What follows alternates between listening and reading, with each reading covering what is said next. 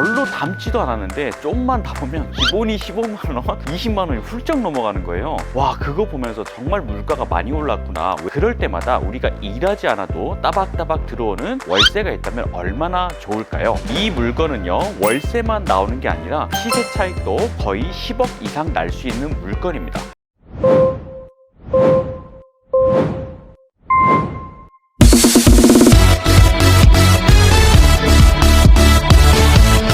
강력 추천합니다. 강력 추천. 저 진짜 절대 강추합니다.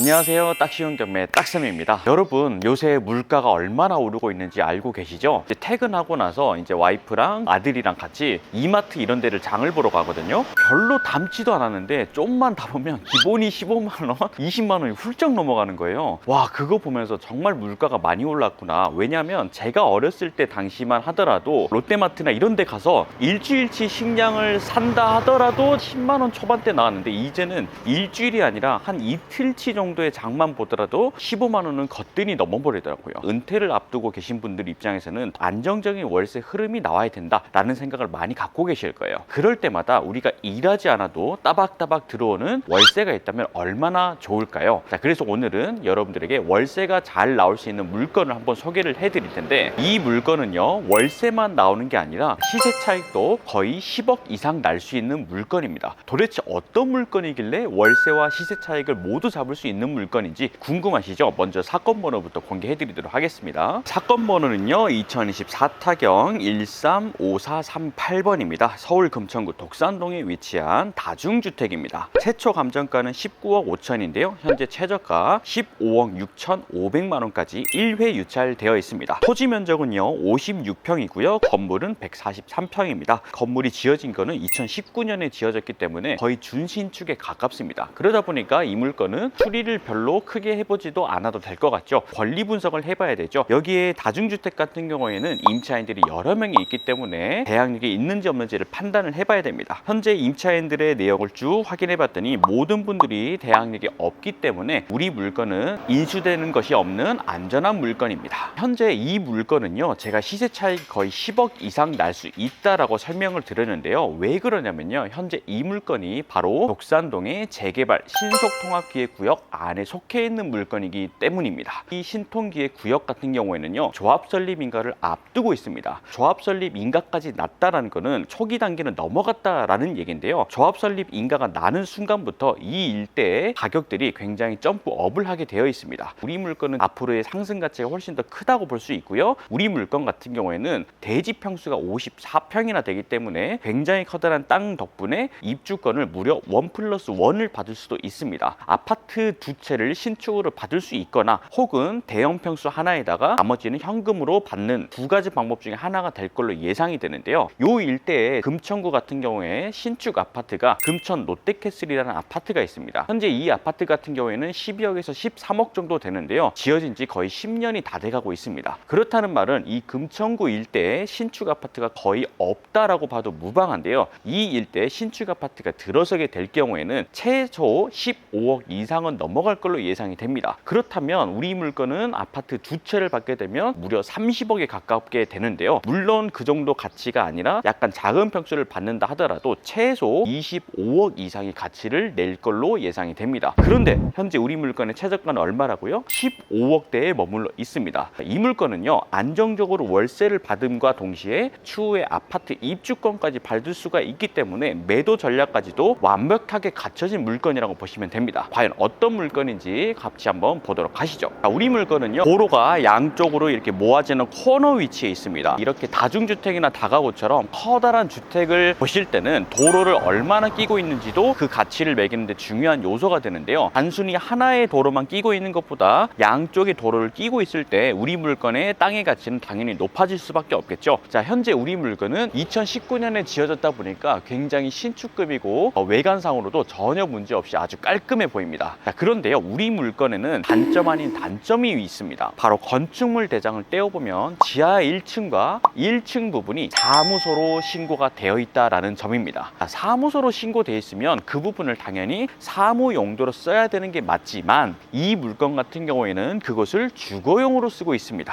자, 이럴 때는 사무용을 주거용으로 쓰고 있기 때문에 위반 건축물에 올라갈 여지도 있습니다. 그래서 이 물건의 건축물 대장을 살펴보면 이미 과거에 위반 건축물에 걸린 적이 있고 지금 해제가 된 상황입니다. 이런 물건을 도전하실 때는 사무소를 주거용으로 쓰고 있는 부분을 어떻게 내가 풀어나갈 것인가에 대해서 정확히 알고 도전을 하셔야 됩니다. 그런데 이 물건은 장점으로 바뀌기도 합니다. 어떤 거냐면 우리 물건이 모두 주택으로 되어 있는 것보다 사무소로 섞여 있을 경우에 대출이 잘 나온다는 점입니다. 6월달 말에 대출 규제가 있었다는 것을 다 알고 계실 거예요. 그러다 보니까 대출에 대한 두려움도 계실 텐데요. 이 물건은 사무소가 섞여 있기 때문에 이 대출 규제나 이런 것들이 조금 더 완화된다라고 보시면 돼요. 그래서 제 생각에는 이 물건은 최소 신탁 대출 이용 시에 낙찰가의 80%까지는 무난하게 나올 수 있을 걸로 예상이 되고요. 그러면 내가 대출이 80%가 나오기 때문에 내 투자금은 20% 정도만 있으면 되니까 서울에 있는 다중주택을 도전할 때 투자금을 줄일 수 있는 장점도 되겠죠. 자, 우선 지금 지하 1층 여기를 비춰주시면 컴퓨터 수리 판매라고 되어 있는데요. 지하에 3개 호수가 있어요. 이 3개 호수가 전부 다 사무소로 되어 있는데 그 중에 한 호수는 컴퓨터 지금 수리 업체로 되어 있어서 실제로 사무 용도로 쓰고는 있습니다. 그런데 나머지 2개는 실제로 주거용으로 쓰는 걸로 체크가 되고 있거든요. 자, 현재 우리 물건은요, 주차장이 많지가 않아요. 그래서 주차장 대수를 확인을 해보려고 하는데요. 차량 한 대가 주차가 되어 있고요. 주차를 할 수 있는 공간이 2대가 더 있습니다. 실제로 주차를 하나, 둘, 3개밖에 못 되기 때문에 이런 다중주택을 보실 때는 가장 중요한 부분이 과연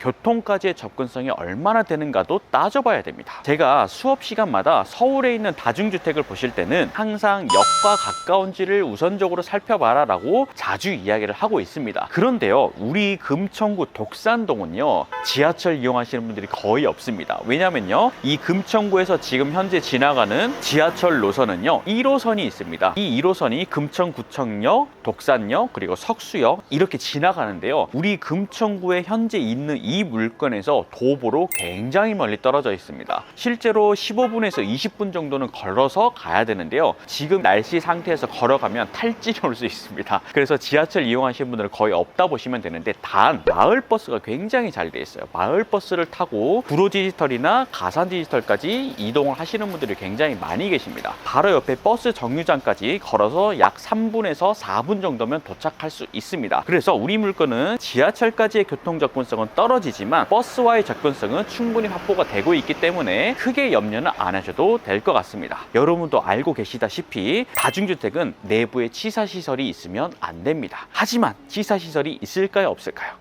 거의 다 있습니다. 왜냐하면 치사시설이 없다 보면 실제로 임차하시는 분들이 들어오려고 하지 않거든요. 그러다 보니까 치사시설은 있는데 어떻게 운영하면서 나중에 걸리지 않을까, 이게 또 중요하겠죠. 그 부분까지 한번 체크를 해보도록 하겠습니다. 우리 물건의 경사가 조금 져 있거든요. 지하 1층 부분에 대한 창문이 여기서 보이지가 않아요. 철문을 이렇게 넘어가면 여기가 지하 1층에 창문이 위치해 있어요. 앞에 부분이 보이지가 않아요. 지금 지하 1층이라고 되어 있지만 생각보다 창문이 저기 밑에 있거든요. 그럼 이거는 반지하가 아니라 진짜 지하 수준인데 창문만 작게 나와 있는 수준입니다. 여기도 창문이 굉장히 아래에 있어서요, 창문이 올라와 있다고 볼 수는 없을 것 같아요. 그러면 이 두 공간 같은 경우에는 월세를 조금 더 많이 낮게 잡아야만 임차가 들어올 수밖에 없겠죠. 현재 지하 부분은 우리가 하나의 단점이라고는 볼 수 있지만 많은 분들이 꺼려하는 이유는 침수 문제가 좀 큽니다. 근데 침수 문제는 우리 물건은 걱정은 없습니다. 왜냐하면 우리 물건은 경사가 많이 져 있기 때문에 빗물이 이 안으로 들어칠 일은 없을 걸로 보입니다. 겉에서 보면 밑에가 지하 1층이고요, 여기 바로 앞에가 있는 곳이 1층입니다. 그런데 지하 1층과 1층이 사무소로 되어 있다고 했거든요. 실제로 내부는 어떤 상태인지 가보도록 하시죠. 우리 물건의 또 좋은 점이 뭐냐면요, 여기 우편함에서 보면 무려 반개수가 19개나 있습니다. 우리가 월세를 더해보면 굉장히 많이 나올 걸로 예상이 됩니다.